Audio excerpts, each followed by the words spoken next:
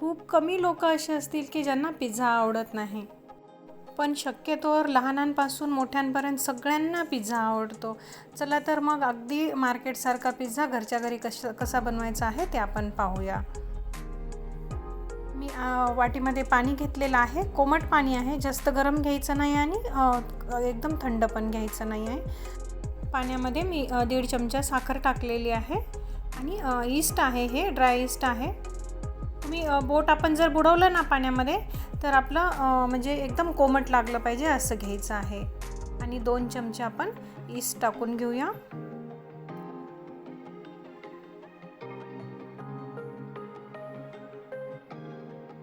एकदम मोजून घ्यायचं आहे आपल्याला.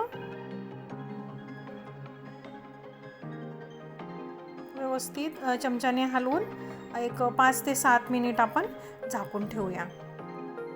फ्रेश आणि चांगल्या कंपनीचं आपल्याला ईस्ट घ्यायचं आहे, जुनं नाही घ्यायचं.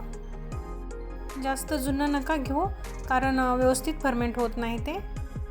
मी 2 कप मैदा घेतलेला आहे आणि 1 कप गव्हाचं पीठ घेतलेलं आहे. तुम्ही 3 कप मैदा जरी घेतला तरी चालेल किंवा अर्धा केलं तरी चालेल. त्यामध्ये मी 2 चमचे तेल टाकलेलं आहे आणि मीठ. हे बघा, एवढं मस्त फर्मेंट झालेलं होतं, माझ्या लक्षात आलं नाही, बहुतेक हे भांडं थोडं छोटं पडलं त्यामुळे अगदी खाली आलं होतं ते. व्यवस्थित हलवून घेऊन आता ते आपण पिठामध्ये सर्व मिक्स करून घेऊया. जे बाजूला जे हे झालेलं आहे ना ते सर्व पुसून घेऊन पिठामध्ये मिक्स करून टाकायचं आहे. यामुळे ना एकदम मस्त असं पीठ फर्मेंट होतं. ईस्ट अगदी छान आहे, ताजा आहे, त्यामुळे सर्व मी पुसून घेतलेलं आहे प्लेटचं वगैरे. आता आपण व्यवस्थित पीठ मळून घ्यायचं आहे. अगदी म्हणजे घट्ट नाही मळायचं आणि आपण पोळ्यांच्या पिठाला मळतो ना ते तसं पण नाही, त्याच्यापेक्षा लूज मळायचं आहे. थोडं थोडं पाणी टाकून आता मी पीठ मळून घेते. जास्त पाणी नाही लागत, थोडं थोडं टाकून मळून घ्यायचं आहे. व्यवस्थित असं पातळसर हे करून घ्यायचं. अगदी खूप पातळ पण नाही, आपण पुरणपोळीला जसं करतो ना त्याच्यापेक्षा थोडंसं अगदी घट्ट करायचं आहे. अशा पद्धतीने तुम्ही बघू शकता. मी थोडंसं बटर टाकलेलं आहे, ते भांडं छोटं होतं ना त्यामुळे मी मोठं ताट घेतलेलं आहे. आता त्यामध्ये व्यवस्थित पीठ मळून घेऊया. छान असं घासून घासून त्याला एकदम असं सॉफ्ट करून घ्यायचं आहे. अशा पद्धतीने त्यावर थोडंसं तेल लावून मी एका दुसऱ्या भांड्यामध्ये ठेवून देणार आहे. आपल्याला हे पीठ 1 ते 1.5 तास व्यवस्थित छान फर्मेंट व्हायला ठेवायचं आहे. तुम्ही बघू शकता किती सॉफ्ट झालेलं आहे पीठ. याप्रमाणे आपण तयार करायचं आहे.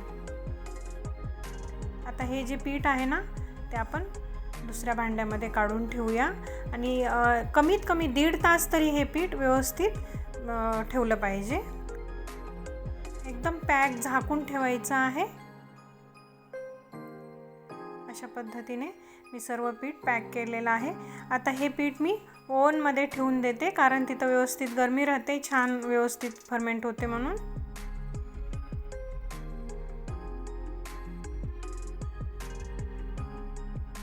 तोपर्यंत आपण पिझ्झाची तयारी करून घेऊया. सिमला मिरची घेतलेली आहे मी. ग्रीन सिमला मिरची आहे, रेड आहे आणि येलो, या 3 कलरचे घेतलेले आहेत. तुम्हाला जसं लांब किंवा छोट्या छोट्या साईजचं जसं आवडेल त्याप्रमाणे कट केलं तरी चालेल. मी छोटे छोटे पीस तयार करून घेतलेले आहेत. हे बघा, ह्याप्रमाणे किती मस्त कलरफुल दिसत आहे भाज्या सर्व. आणि एक कांदा घेतलेला आहे. बघू आता आपण 1.5 तास झालेला आहे, पीठ कसं झालेलं आहे ते तुम्ही बघू शकता. पीठ किती मस्त छान फर्मेंट झालेलं आहे, एकदम मस्त वरती फुलून आलेलं आहे. ईस्ट व्यवस्थित असेल ना तर एकदम पीठ छान तयार होतं.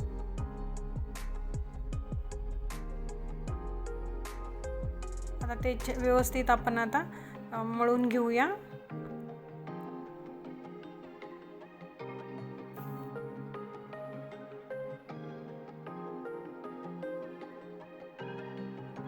मी कढई जी आहे ना प्रीहीट करायला ठेवते, त्यामध्ये मीठ टाकलेलं आहे. हे मीठ मी याच्या अगोदर पण यूज केलेलं आहे, त्यामुळे थोडं काळपट कलरचं दिसते. थोडं कमी वाटते म्हणून मी थोडं आणखी जास्त मीठ टाकलेलं आहे. 10 ते 15 मिनिट आपण व्यवस्थित प्रीहीट करून घ्यायचं आहे. तोपर्यंत आपण पिझ्झा तयार करून घेऊया. तेल लावून घेतलेलं आहे मी ताटाला, त्यामध्ये पीठ टाकून व्यवस्थित त्याचे आपण गोळे करून घेऊया. किती होतात बघू पिझ्झा. पीठ एकदम मस्त झालेलं आहे.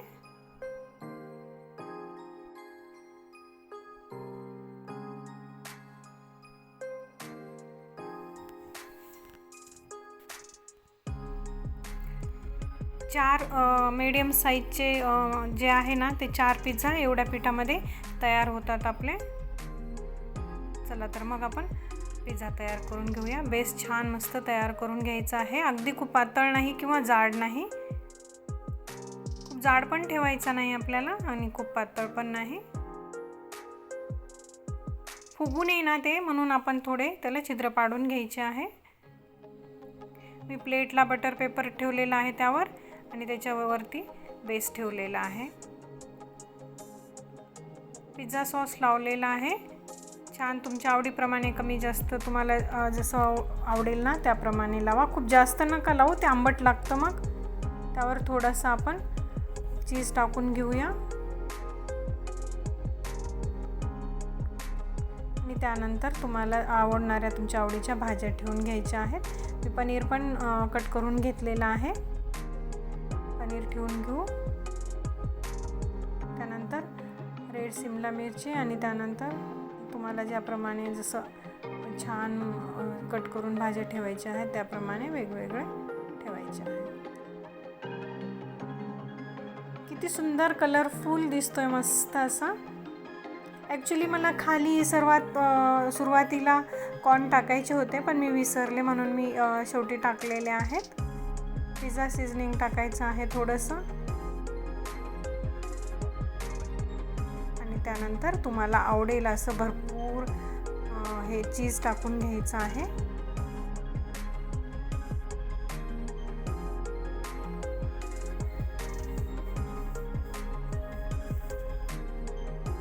कढई मस्त अशी प्रीहीट झालेली आहे. त्यावर मी प्लेट ठेवलेली आहे आणि त्याच्यावरती नंतर पिझ्झा ठेवलेला आहे.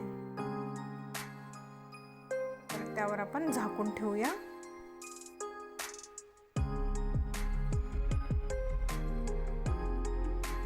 कढईमध्ये मला 35 मिनिट वेळ लागलेला आहे तयार होण्यासाठी.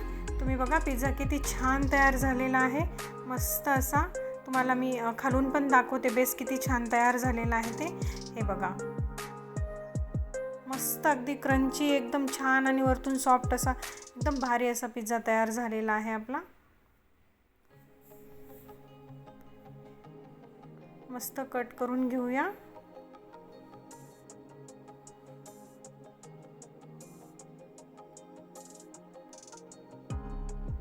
बघू शकता तुम्ही. गरम आहे थोडा, मला झटका बसतोय त्यामुळे दाखवायला थोडे होत आहे. तर बघा तुम्ही आतमध्ये ना बेस बघा तुम्ही अगदी ब्रेडसारखा स्पंजी झालेला आहे. लेअर आलेले आहेत त्याला. एवढा सुंदर झालेला आहे आणि चवीला पण तेवढाच भारी होतो मस्त. आपण हा पिझ्झा आता ओव्हनमध्ये तयार करूया. बघू कसा होतो ते. चला.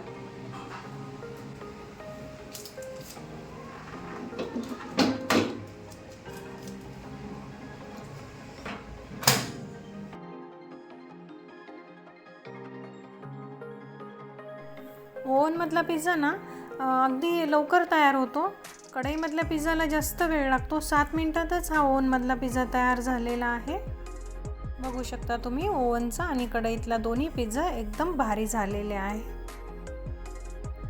पिझ्झाची रेसिपी तुम्हाला कशी वाटली ते मला नक्की सांगा आणि आवडला असेल तर व्हिडिओला लाईक, शेअर आणि चॅनलला सबस्क्राईब करायला विसरू नका.